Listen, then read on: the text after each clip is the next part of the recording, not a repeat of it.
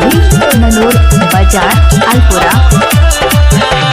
हमरो दिया बई मजा कहियो तोरो दिए बौरे रे भाई सुन रे हमरो दिया बई मजा कहियो तोरो दिए बौरे जिस्म वाली से चश्मा वाली से हिप्पी वाली से चुमा दिया दे ऑपरेटर शिखर किए बौरे जिस्म वाली से चुमा दिया दे ऑपरेटर शिखर किए बौरे।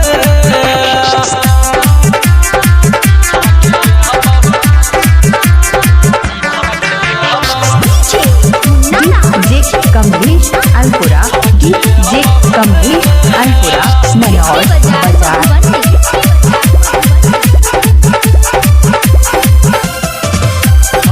मुझे कहबै कि छोटा खूबे उफान तो तू छिड़ जवाला तोहर बात रे मान तो रे भाई तू ट्राई कर तो देखी रे मुझे कहबै कि छोटा खूबे उफान तो तू छिड़ जवाला तोहर बात रे मान तो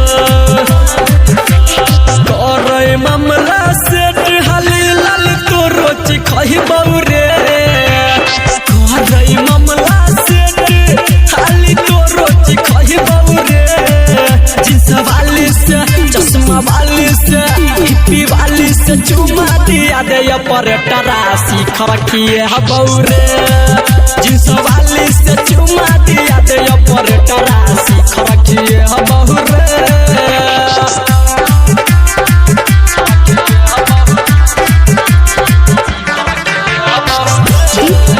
कमलेश अलपुरा डीजे कमलेश अलपुरा ननौर बाजार।